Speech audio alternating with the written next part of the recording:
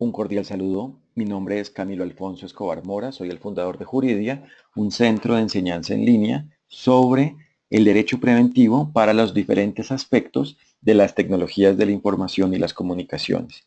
El día de hoy voy a presentarles mi doctrina, el derecho preventivo para la eficacia jurídica de los derechos del consumidor frente a la publicidad en el comercio electrónico. Vamos a basarnos en una agenda de 3 puntos que consta de introducción, normatividad principal y recomendaciones de derecho preventivo. Hay que indicar que todo está enfocado en la construcción colectiva de conocimiento. Esto hace referencia a que el auditorio e individualmente cada persona que reciba estos mensajes va a retroalimentar y a perfeccionar todas las premisas y postulados que yo les transmito de mi doctrina.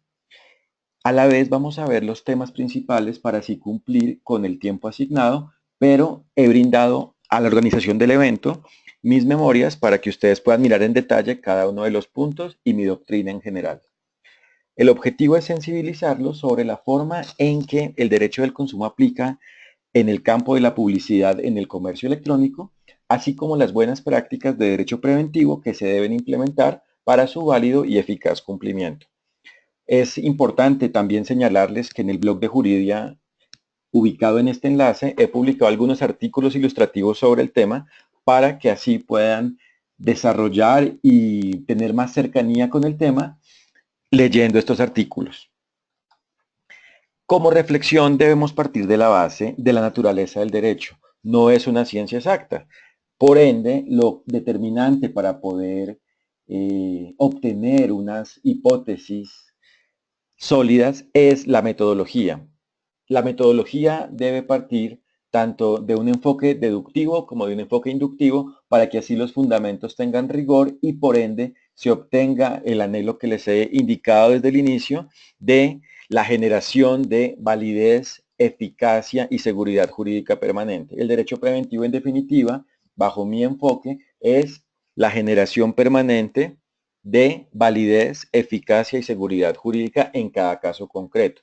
El método deductivo hace referencia a partir de lo general para culminar en lo particular y el método inductivo hace referencia a iniciar en lo particular para después llegar a lo general. Entonces, lo determinante es atender cada una de las variables y a la vez lograr que en el todo cada una de esas variables se encuentre debidamente atendida y armonizada con las demás.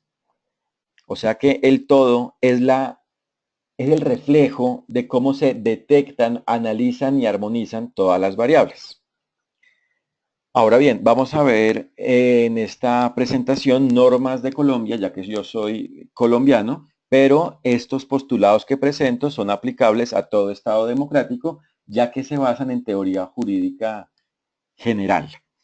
El artículo 333 es determinante ya que indica los criterios que rigen la validez de la empresa. En este artículo se establece que la actividad económica y la iniciativa privada son libres dentro de los límites del bien común. Entonces, no se trata de cualquier empresa, sino de la empresa que realmente atienda al bien común. El bien común es un concepto sumamente complejo de instrumentalizar, de materializar, porque en definitiva es de alta abstracción y es de complejidad su abordaje, ya que no hay un único punto de vista del concepto de bien común, pero en términos mercantiles, bajo una óptica jurídica, podemos decir que el bien común es cuando se atienden los derechos de cada uno de los grupos de interés que se relacionan con la empresa. ¿Cuáles son estos grupos de interés? Todos los sujetos o perfiles que se relacionan con los actos de comercio o en general con las gestiones que realiza una empresa. Principalmente son los consumidores, los trabajadores, los proveedores, la comunidad civil de impacto, los aliados y los socios. Entonces, lo clave para el bien común es que todos los grupos de interés e individualmente cada miembro del grupo de interés goce de sus derechos. Y a la vez, evidentemente, la empresa también, para que exista bien común, debe gozar de su derecho a la libertad de empresa, a hacerla bien. Lo que pasa es que hay un límite al derecho de libertad en materia de empresa y es respetar los derechos de los grupos de interés. Entonces, el bien común existe a nivel material cuando todos y cada uno de los grupos de interés gozan de sus derechos. Y a la vez, este artículo es determinante, ya que en él se consagra que la libre competencia económica es un derecho de todos que supone responsabilidades. Es decir, que es posible competir en un mercado, pero bajo unos parámetros específicos. Parámetros que en definitiva promueven la buena fe y la diligencia mercantil. La buena fe en el sentido de no generar daños a otros y obrar de la mejor manera, y la diligencia en el sentido de desarrollar las actividades mercantiles bajo un criterio y un ambiente profesional. Ahora bien, en lo relevante de este artículo, yo quiero transmitirles este último punto. La empresa como base del desarrollo tiene una función social que implica obligaciones, es decir, que jurídicamente no se permite cualquier empresa, solo la empresa que genera desarrollo. ¿Y cómo se obtiene el desarrollo? Pues claramente ligándolo al concepto que ya hemos establecido de bien común, pero además entendiendo el desarrollo como el respeto de las normas. Entonces el desarrollo es el respeto de las normas laborales, de las normas tributarias y de cualquier otra norma que se relacione con el campo de acción de la empresa, entre otras, el respeto de las normas de protección al consumidor. Digamos que el derecho del consumo es un nombre que se ha empleado para hacer referencia a los derechos del consumidor. Entonces, cuando hablamos de esta rama de derechos del consumidor, tenemos como sinónimo el derecho del consumo. Sin embargo, y hago una aclaración, las normas que establecen los derechos del consumidor no son de manera idónea un sinónimo de derecho del consumo, ya que el derecho del consumo, para que esto nos quede claro bajo mi óptica, hace referencia al conjunto de normas que establecen deberes y derechos de las partes involucradas en una relación de consumo, o sea, tanto los deberes y derechos del consumidor como los deberes y derechos de la empresa. Entonces, derecho del consumo no es solo proteger al consumidor porque se entraría en el plano de la parcialidad e incluso arbitrariedad. No, es de cómo aseguramos que la relación de consumo sea válida, por supuesto, protegiendo de manera prevalente a este sujeto débil denominado consumidor, pero a la vez reconociendo que este sujeto también tiene unos deberes como el estar informado, informado de manera básica, obviamente, y a la vez que la empresa cuenta con deberes porque inclusive este artículo es claro en señalar, en este artículo se nos señala que la actividad económica y la iniciativa privada son libres, o sea, también la empresa tiene el derecho de hacer iniciativas económicas y a la vez la empresa es clave, es necesaria para el desarrollo de los mercados y de los estados. Pero lo que sucede es que como la empresa tiene una situación y una posición privilegiada frente al consumidor, esta, para que realmente genere desarrollo, tiene que respetar las normas que le apliquen y entre ellas las normas de protección al consumidor. Entonces, digamos que como mensaje importante para que nos quede claro, existen normas de protección al consumidor, pero eso no es lo único que se involucra en el derecho del consumo, porque también se involucra en el derecho del consumo las normas de la empresa. Entonces, ¿qué significa el derecho del consumo? La unión entre las normas de protección al consumidor y las normas de protección y promoción de la empresa. Ahora bien, una vez dejamos sentado que existen unos grupos de interés que la empresa debe respetar en cuanto a sus derechos, también es importante ver que es el Estado el que indica las normas que van a regir la relación empresa-consumidor. Y aquí se hace pertinente el artículo 334 de la Constitución Política igualmente, porque en él se consagra que la Dirección General de la Economía estará a cargo del Estado. ¿Esto qué significa? Que siempre que exista un acto económico en el territorio nacional o en puntos de contacto en los cuales el Estado sea soberano, se deberán respetar las normas que dicte dicho Estado. Es decir, las normas del Estado son de orden público, hay que respetarlas en cualquier ambiente económico sujeto a la soberanía estatal. Por ende, las relaciones de consumo que se dan en los ambientes presenciales se someten a las normas de orden público del lugar o lugares donde se desarrollen. Pero a la vez, las relaciones de consumo que se desarrollen en medios digitales tienen que someterse a las normas estatales del territorios involucrados, porque en definitiva la economía siempre se desarrolla en un contexto geográfico determinado. Por ende, no existe el ciberespacio ni se requieren nuevas normas para los medios digitales. Las normas de fondo estructurales a nivel jurídico tienen plena aplicación y vigencia en los medios digitales. Y este artículo nos deja esto muy claro. Entonces, la empresa tiene que atender el bien común y la empresa debe siempre generar un desarrollo entendido como el respeto normativo, así como la mejora de los mercados, y por ende esos dos elementos, bien común y base del desarrollo, deben ser satisfechos tanto en ambientes presenciales o de átomos, si los queremos así, como en ambientes digitales o de bits. Entonces, realmente no necesitamos nuevas categorías jurídicas para el medio digital. No se requiere realmente una categoría que se denomine, por ejemplo, el contrato electrónico o la protección al consumidor digital. No, son simplemente aspectos de contratos, aspectos de protección al consumidor, etcétera. El mundo realmente no ha cambiado tanto.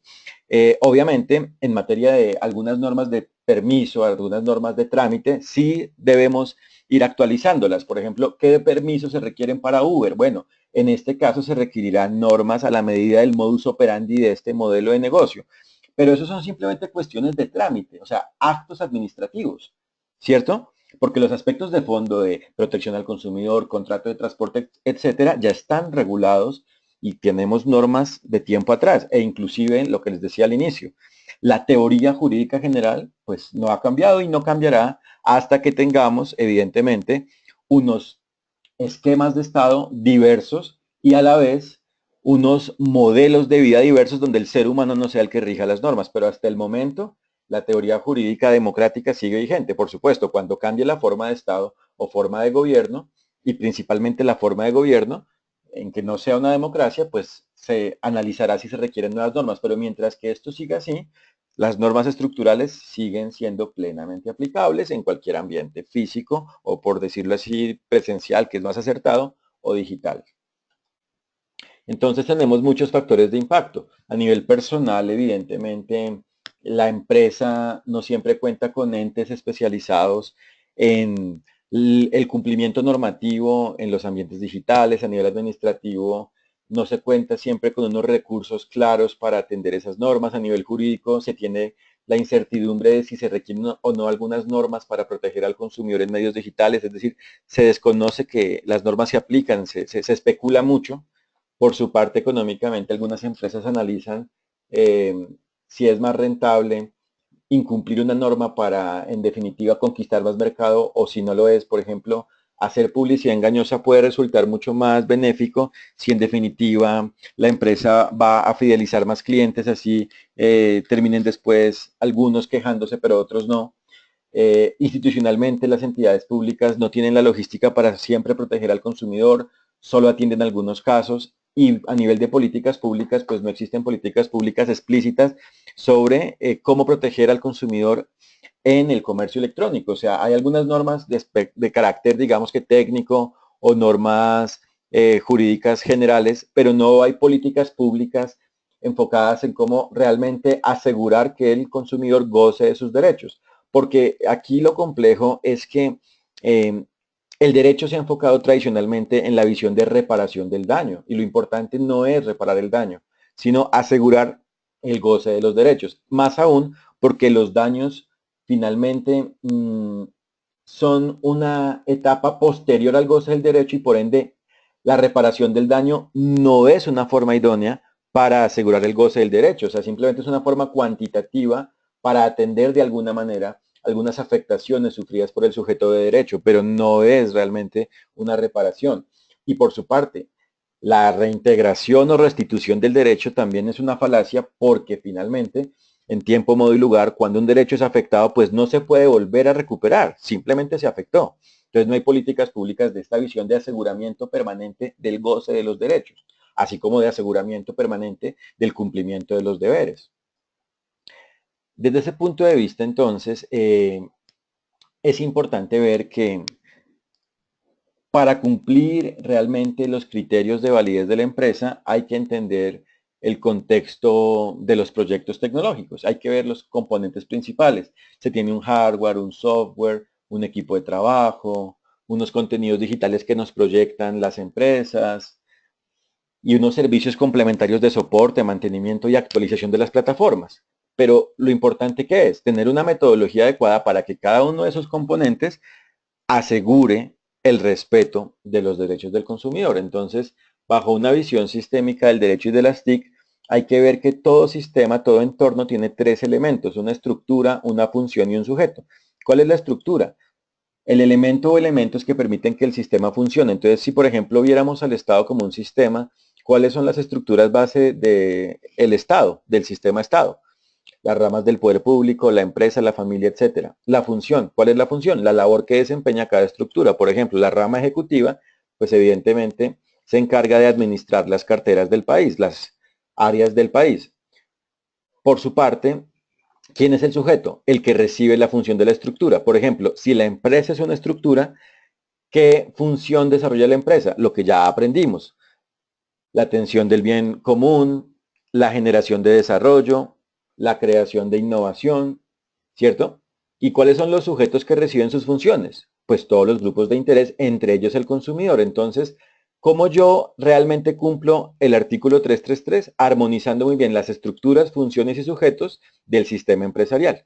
Y dentro de las estructuras, cuando la empresa se mete a hacer comercio electrónico, pues están los componentes de un proyecto tecnológico, es decir, las estructuras de la empresa aumentan porque ahora también tenemos como estructura el hardware, el software, el contenido digital, las redes de telecomunicaciones por donde viajan los contenidos, etcétera. Y hay que atender cada una de las estructuras para garantizar que el consumidor, que el receptor de su labor va a estar gozando de sus derechos. Por ejemplo, yo debo asegurar que el hardware es seguro, por ejemplo, que los servidores, el hosting, los servidores son seguros para que nunca se alteren los contenidos que se proyecta al consumidor. A la vez, debo asegurar que el software es supremamente amigable para que lo pueda usar fácilmente el usuario y entienda lo que le estoy diciendo. Por ejemplo, si yo voy a ingresar a una plataforma donde la publicidad se hace a la medida de mis datos personales, yo tengo que entender muy bien cuándo es que se recolectan mis datos personales y para qué fines y actividades se van a recolectar y en general a tratar, a usar.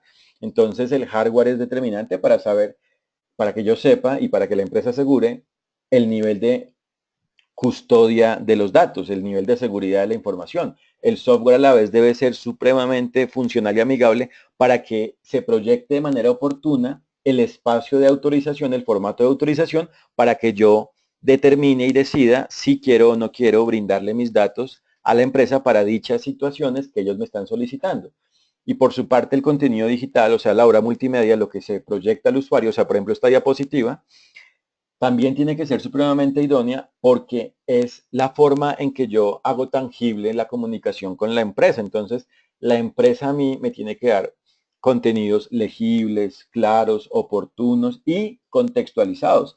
Es diferente hablarle a un argentino, hablarle a un colombiano y también será diferente hablarle a un hombre a una mujer y es igualmente diferente hablarle a un mayor de edad a una menor de edad, a un menor de edad. Entonces, en ese sentido, hay que determinar muy bien el receptor del mensaje, porque finalmente, como nos damos cuenta, cuando una estructura de la empresa, como puede ser el área de comunicaciones, hace una campaña de publicidad en comercio electrónico, pues digamos que finalmente no puede seguir hablando de audiencia, porque la audiencia sería un concepto delimitado.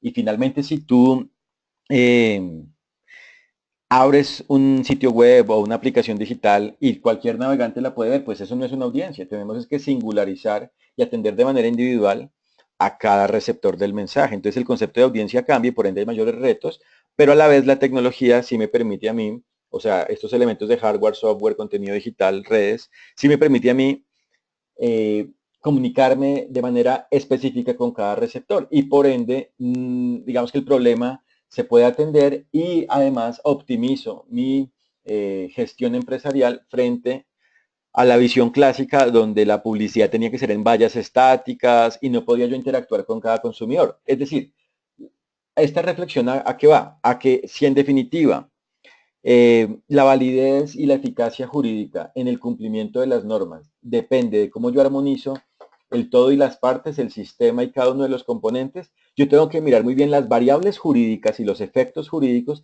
que genera cada uno de los elementos de un proyecto tecnológico, cada uno de los aspectos estructurales de un proyecto de comercio electrónico, para que así yo a tiempo planee muy bien las cosas y diseñe soluciones para que frente a cada estructura el consumidor goce de sus derechos y le dé una experiencia plena de, digamos que, respeto por las normas jurídicas que me apliquen.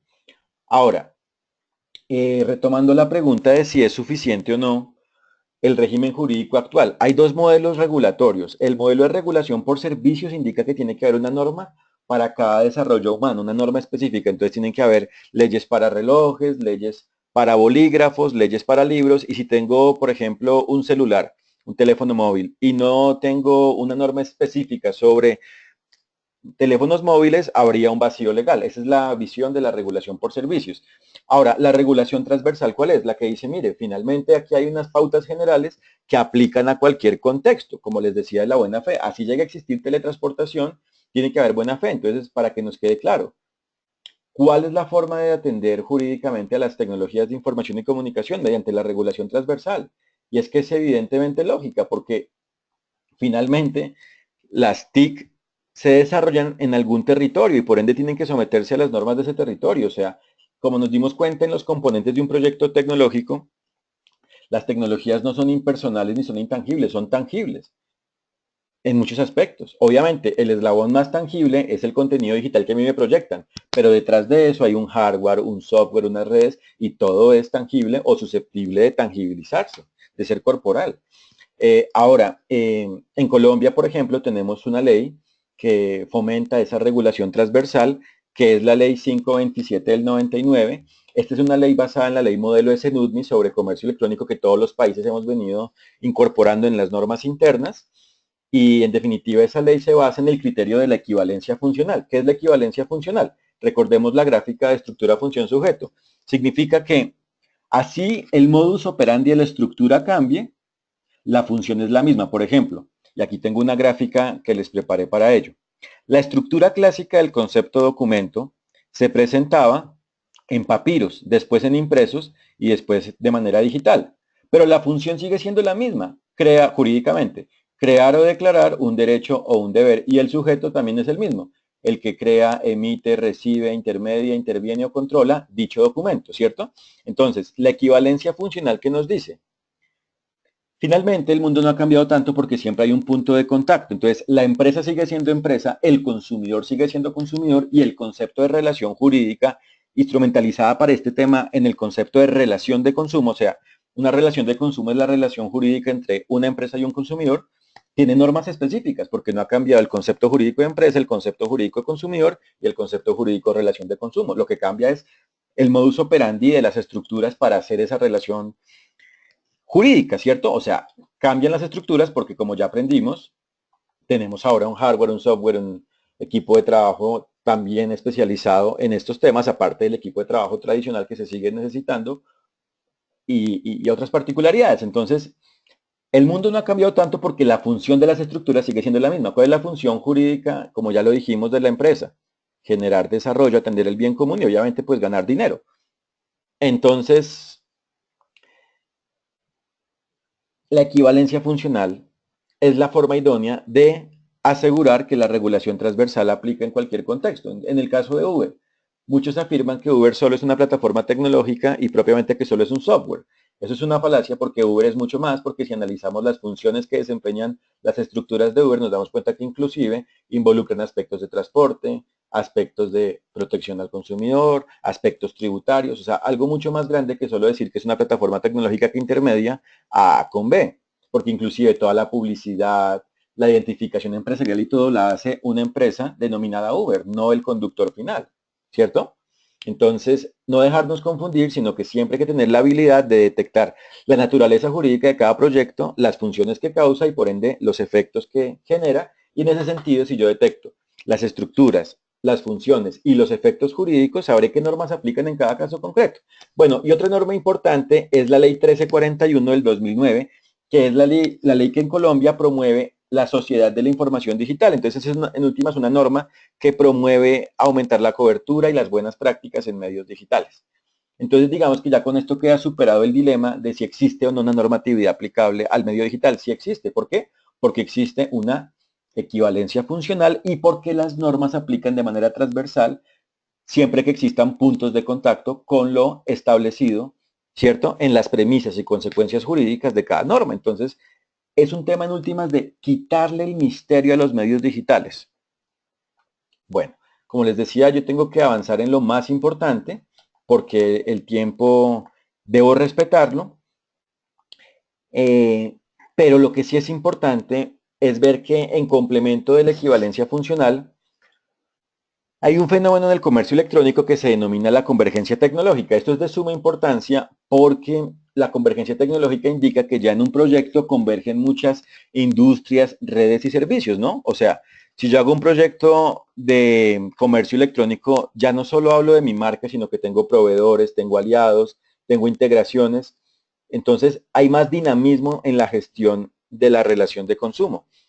Y hay, pues obviamente, muchos más efectos jurídicos y más normas aplicables si el modelo, digamos, de negocio es sumamente dinámico. Y esta convergencia tecnológica, pues, genera una convergencia jurídica, o sea que ya en un proyecto de TIC aplican muchas normas, categorías, ramas, regímenes y órdenes públicos. Entonces, por ejemplo, en un proyecto de TIC aplican aspectos de derecho constitucional, derecho público, derecho societario, propiedad intelectual, aspectos de carácter tributario, de protección al consumidor, de derecho internacional, etcétera.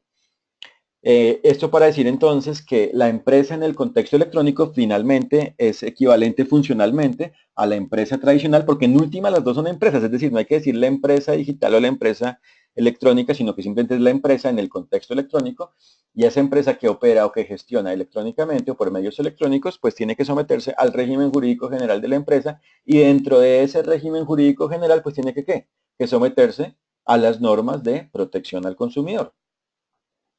Bueno, desde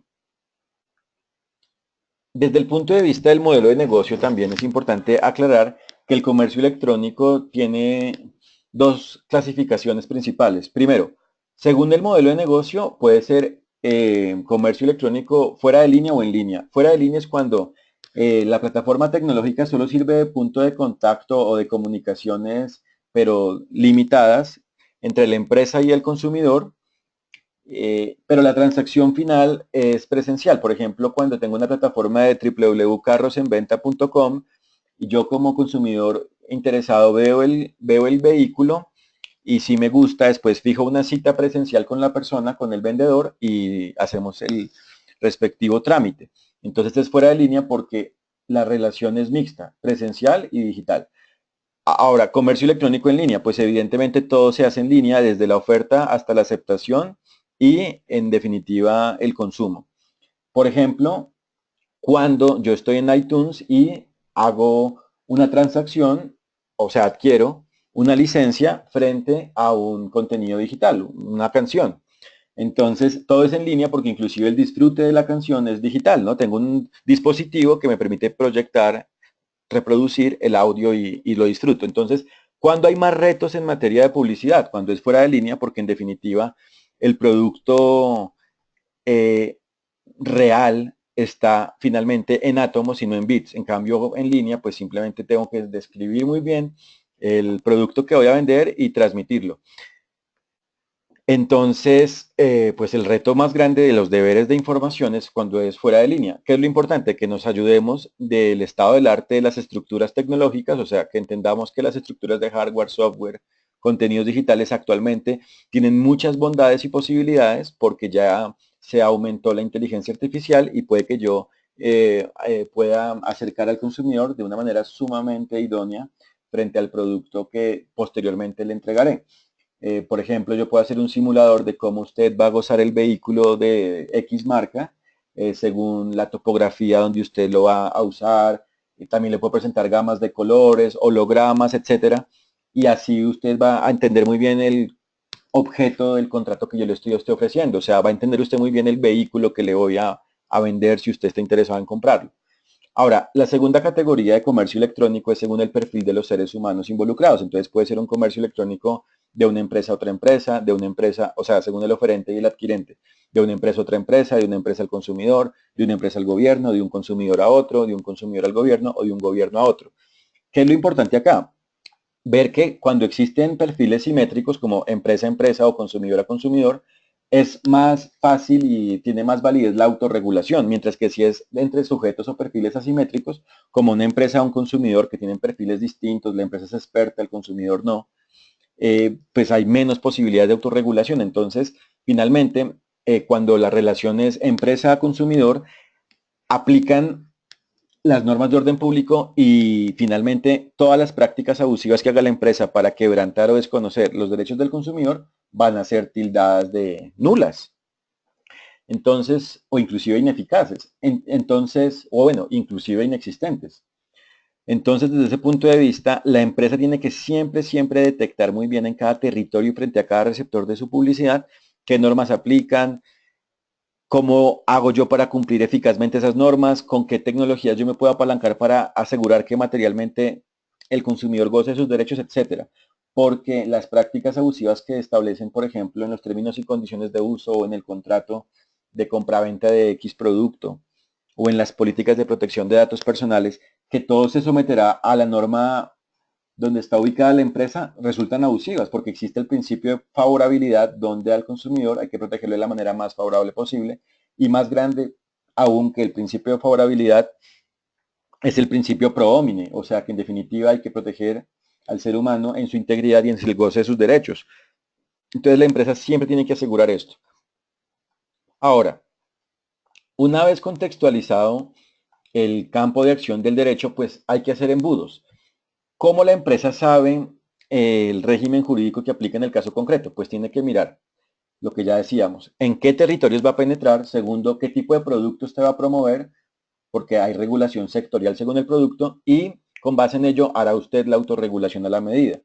Entonces, el derecho general hace referencia a todas las normas de carácter estructural de un Estado o Estados involucrados. El derecho especial hace referencia a las normas que aplican en el caso específico según el producto, el perfil del consumidor, etcétera, involucrado. Y el caso concreto ya en definitiva son las variables materiales de dinámica de la relación de consumo y si la empresa armoniza muy bien el derecho general, el derecho especial y el caso concreto va a obtener derecho preventivo. Y aquí hago una aclaración. No significa esto que entre una empresa y un consumidor no puede existir autorregulación. Sí puede existir autorregulación, pero el límite de la autorregulación son las normas de orden público. ¿Sí? O sea, tú sí puedes autorregular muchas cosas, pero más que autorregular desde el punto de vista de desconocer, quebrantar o modificar o inclusive escoger las normas aplicables a nivel jurídico, lo que estamos aquí fomentando es de cómo autorregulas tú diseñando instrumentos jurídicos para cumplir las normas generales y especiales. Por ejemplo, en el caso concreto tengo que diseñar unos términos y condiciones, una política de protección de datos y unos contratos a la medida de las normas generales y especiales y de los perfiles específicos de los consumidores con los que yo voy interactuando. Entonces, genero el embudo a la medida de todas las variables. Y eso, ese embudo realmente genera ¿qué? Validez, eficacia y seguridad jurídica, porque bajo una visión genérica donde hago un contrato estándar para todo el mundo, pues nada que ver. Y tengo que ir segmentando cada mercado y la tecnología permite eso, ¿no? Por ejemplo, los temas de las banderas. Si mi plataforma vende en varios países, pues cuando el usuario ingrese, tengo que permitirle hacer clic en el país de ubicación y en ese país debo proyectarle el modelo de autorregulación que cumple las normas de ese país. Es decir, el derecho preventivo requiere esfuerzo. Esto es un tema de esfuerzo. Y por ende, en la medida en que yo me esfuerce bien, pues voy a obtener estos efectos de validez, eficacia y seguridad jurídica. ¿Listo? Así es como realmente yo aseguro que se cumplen los deberes y se gozan los derechos. Porque de resto es seguir en el plano de la causación de los daños, del litigio, y pues realmente a mí me parece que el abogado debe generar más calidad de vida y construir ecosistemas donde gocemos los derechos. Y así es como realmente cumplimos los criterios de bien común y de desarrollo. De resto, simplemente son empresas creciendo, pero no generando desarrollo para los estados porque no están cumpliendo los deberes que tienen a cargo para asegurar que los grupos de interés gocen de sus derechos. Bueno, entonces, tenemos ya una claridad de las normas que rigen la relación de consumo, pero ahora digamos que tenemos que aclarar que en definitiva la empresa tiene que ver esto como algo estratégico, porque tradicionalmente decía la visión, digamos que egoísta, que es excluyente proteger a los grupos de interés frente a proteger a la empresa. Es decir, el dilema consiste en que solo puedo elegir una de dos opciones, o protejo a mi empresa o protejo a los grupos de interés. Entonces se establece que si se protege a la empresa, pues finalmente se va a desproteger los grupos de interés. Por ejemplo, si la empresa realmente se va a proteger, tiene que establecer unas cláusulas que limiten muy bien los derechos y las responsabilidades de cara a la relación con el consumidor. Que, por ejemplo, que limite los deberes a cargo de la empresa y que restrinja los derechos del consumidor. Por ejemplo, no, mire, en materia de protección de datos, en estos términos y condiciones se establece que podemos hacer lo que quiera con sus datos, aún cuando el consumidor, o en este caso el titular de los datos, que en últimas para el tema particular es un consumidor, así, aún así cuando el consumidor no lo autorice. Esto en términos prácticos, pues es una cláusula abusiva. Entonces la empresa dice, listo, pues para yo protegerme realmente tengo que meter cláusulas que me salvaguarden en todo y que no permitan un oportunismo o un abuso de derechos de los grupos de interés, pero no entiende que en algunos casos no se trata de abuso de los derechos de los grupos de interés, sino que tienen unos derechos válidos y que la empresa debe reconocerlos. Y a la inversa, se dice que si protege a los grupos de interés, la empresa se va a afectar. ¿Por qué? Porque obviamente, si la empresa hace una publicidad que cumpla con todos los deberes de protección al consumidor, le va a salir más costosa y puede que si es más transparente la publicidad, pues le compren menos. O sea, si Coca-Cola, por ejemplo, establece que su producto es malo para la salud, pues va a vender menos. Pero en materia de derecho del consumo, tiene que ser transparente en ello. Obviamente, y aquí pues yo les tengo que dar muchas reflexiones para aprovechar muy bien el tiempo. eh, Obviamente hay que tener en cuenta que hay dos clases de publicidad. Una publicidad abstracta, que es cuando no se hace referencia a atributos particulares del producto, como por ejemplo si Messi está en un estadio y simplemente disfrutando una determinada bebida y sale feliz, sonriendo, digamos que es una publicidad en abstracto porque no hace ninguna afirmación frente al producto, así es una publicidad concreta donde ya esa marca de bebida está en concreto estableciendo el precio, la calidad, la cantidad, etcétera, ¿cierto? Entonces, según el ejemplo número 2, bajo este dilema, si la empresa debe proteger radicalmente al consumidor cuando hace ofertas mercantiles, o sea, oferta significa cuando ya hay una afirmación específica de aspectos cualitativos y cuantitativos del producto, digamos, la empresa diría, listo, yo tengo que hacer eso, me va a salir mucho más caro el anuncio porque tengo que dedicar más logística, más recursos y va a bajar mi rentabilidad. Entonces va a ser un problema. La invitación es a cambiar ese esquema por otro, que consiste en que si usted protege a los grupos de interés, en este caso a los consumidores, usted va a fidelizar más gente. O sea, se genera un logro colectivo. Entonces, en la primera publicidad, en la abstracta, si Messi en definitiva va a ser una presentación del producto indirecta en el sentido en que está corriendo por una cancha de fútbol y está sonriendo, pues finalmente eso es válido y la empresa lo podrá hacer, el consumidor va a quedar atraído por esa experiencia y esa imagen que transmite ese producto y podrá comprarle, no habrá problema, pero si en el segundo caso ya el anuncio del producto de la empresa llega a decir, mire, el precio es este, la forma de compra es esta, etcétera, ahí ya queda obviamente configurada una oferta mercantil y la empresa tendrá que indicar todas las particularidades de ese contrato que le está promoviendo al consumidor y no puede decir, no, es que yo no quiero que tenga que yo indicar inclusive las contraindicaciones del producto porque es nocivo y no vendo lo mismo. No, ahí ya entra un deber de información y aparte las normas específicas de la oferta mercantil pues son claras en señalar que de manera exegética, de manera completa, debe informar el oferente todo lo relacionado con el producto y la forma de adquirirlo. Entonces, digamos que es hacer las cosas bien. Usted como empresa no se preocupe que puede seguir haciendo publicidad abstracta siempre que en esa abstracción nunca haga una afirmación que confunda. O dos, si usted hace publicidad concreta, o sea, ofertas mercantiles, tiene que usted cumplir con todo, porque es que además así son las normas de orden público, son normas imperativas. Y aparte a mí como consumidor me va a permitir una mejor experiencia con usted porque voy a ver que usted tiene empatía conmigo, que está pensando para mí, no que está pensando solo en usted o que está pensando por mí. sino que está pensando para mí, que me está entregando mensajes válidos y que permiten que yo goce de mis derechos. ¿De qué derechos estoy gozando? Pues de mi derecho a una información suficiente, veraz y oportuna.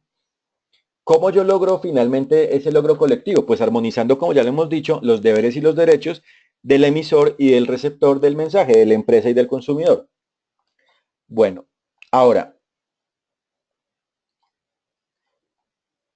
en Colombia tenemos la Ley 1480 del 2011, que es el Estatuto del Consumidor. ¿Qué establece? Primero, en el numeral 12 y en el numeral 13 del artículo 5, se establece lo siguiente. Primero, que la publicidad es toda forma y contenido de comunicación que tenga como finalidad influir en las decisiones de consumo. Y segundo, que la publicidad engañosa es aquella cuyo mensaje no corresponde a la realidad o sea insuficiente, de manera que induzca o pueda inducir error o engaño de confusión, o engaño o confusión. Entonces, con base en esto, la publicidad es cualquier mensaje que promueva directa o indirectamente un consumo de un producto, y la publicidad engañosa es cuando en esa publicidad abstracta o en esa publicidad concreta que les he manifestado existe algún elemento esencial, natural o accidental del negocio jurídico que se promueve que no está presentado de manera idónea y que por ende genera engaños o confusiones. Por eso, cuando yo voy a hacer publicidad, bien sea abstracta o concreta, tengo que siempre presentar condiciones objetivas y específicas del producto. ¿Esto qué significa? Si Messi en el ejemplo de la publicidad abstracta sale corriendo con la bebida, en todo caso, la botella de la bebida no puede ser alterada en su altura, ¿cierto? Porque en definitiva el consumidor sí va a pensar que va a recibir un producto distinto. Entonces, siempre que se presente algún aspecto objetivo del producto, ese aspecto objetivo tiene que presentarse de manera idónea, no puede alterarse. Y en la segunda, cuando ya es publicidad específica, pues ya el objetivo es mucho más riguroso porque tiene que decirme usted todos los elementos, inclusive la garantía, la forma de uso y todo del producto. Bueno, digamos que la forma de uso no, porque la forma de uso sí estaría, digamos, en los anexos complementarios del contrato o en la garantía del producto, pero sí tienen que indicarme usted a mí a quién está dirigido este producto, si tiene alguna contraindicación, si cumple o no las normas generales. Por ejemplo, hay en algunos países hay algunas bebidas que no se pueden vender por un tema de salud pública, las bebidas azucaradas. Entonces, digamos que en ese caso, el deber de información, si hacemos comercio electrónico, sería listo. Este producto está disponible en X, Y y Z países, pero en A no, porque en A está prohibido. ¿Listo? Pero lo importante de esto, ¿qué es? Generar un acuerdo del lenguaje con el consumidor para que él siempre entienda que los elementos objetivos del producto nunca se van a alterar y que además la empresa sí contará con su libertad empresarial, o sea, disfrutará de esa libertad que hablábamos del artículo 333 para ser empresa y podrá ser supremamente creativa con su publicidad, pero lo que no podrá hacer es alterar o afectar algún atributo del producto que en definitiva transgreda el derecho del consumidor a una información suficiente, veraz y oportuna. ¿Listo? Entonces, sí es posible hacer todo tipo de publicidad siempre que no irrespete esos mínimos, porque si genera una publicidad que irrespete esos mínimos, pues es una publicidad que en definitiva va a afectar la confianza del mercado, va a afectar derechos específicos del consumidor y además va a permitir que se incremente la incertidumbre, la falta de validez, la falta de eficacia y la falta de seguridad jurídica en los medios digitales. Eh, por eso la empresa debe contar con esos instrumentos de derecho preventivo. Primero, un manual de gobierno societario, un conjunto de buenas prácticas en la gestión de la empresa donde se hablen de los criterios de protección al consumidor, cómo usted va a proteger al consumidor, cómo aseguramos que en publicidad abstracta o concreta nunca se incumpla ninguna norma de protección al consumidor y él siempre goce de sus derechos. O sea, es el manual macro de gestión de la empresa. Segundo, adecuados procesos de selección. Tengamos gente idónea que sepa de psicología del consumidor, de lingüística, que sepa además de derechos del consumo, o sea, los aspectos del derecho del consumo en general, de seguridad de la información, de protección de datos personales, etcétera. Obviamente, esto es un tema gradual. Si la plataforma va creciendo y es juiciosa en ir segmentando y solo ofrece a ciertos países o territorios en el inicio, pues no va a tener que asumir la súper logística de personal, de recursos ni nada. Pero si sí lo hace, o cuando lo vaya haciendo, pues requerirá muchos más insumos para que realmente pueda cumplir y generar validez, eficacia y seguridad jurídica.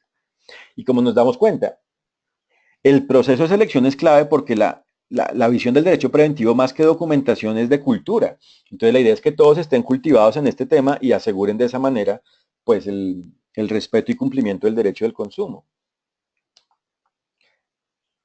Internamente también deben existir acuerdos de confidencialidad para que los datos del consumidor pues se cuiden muy bien, no se usen para otros fines, estén custodiados adecuadamente. Igualmente, cada plataforma debe contar con unos adecuados términos y condiciones de uso que, como les decía, cumplan con el orden público de cada territorio y así aseguren el respeto de los derechos del consumidor. Y a la vez, con los aliados, los contratos de colaboración deben tener cláusulas que de cara a los mensajes finales que se presenten al consumidor siempre cumplan con dichas normas de protección al consumidor. Si, digamos, si yo tercerizo la campaña de mercadeo, pues mi proveedor de mercadeo debe asegurar que yo siempre voy a proteger y permitir el goce de los derechos del consumidor y no tendré conflictos. Entonces tenemos que también contar con gente supremamente seria, pero también eh, que nos asegure que el producto final, el mensaje final de publicidad que se presenta, si es respetuoso y efectivo con los derechos del consumidor. Bueno, obviamente pues hay que proteger la propiedad intelectual, ¿no? La empresa también frente a la publicidad pues tiene que ir registrando sus derechos de autor, etcétera, para que también tenga esos activos a su favor.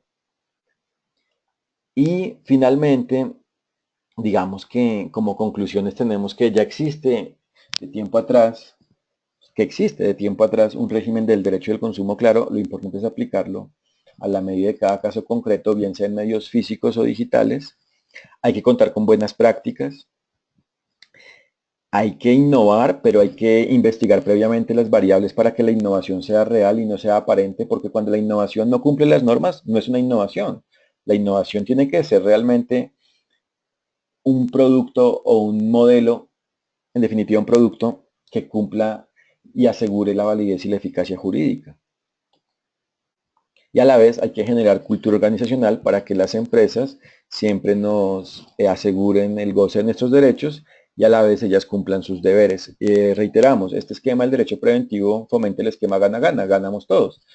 Gana la empresa porque fideliza y evita conflictos.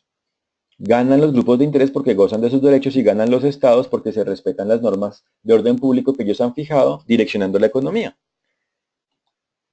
Muchísimas gracias, aquí están mis datos de contacto. Un gusto como siempre, que estén muy bien. Un cordial saludo. Gracias.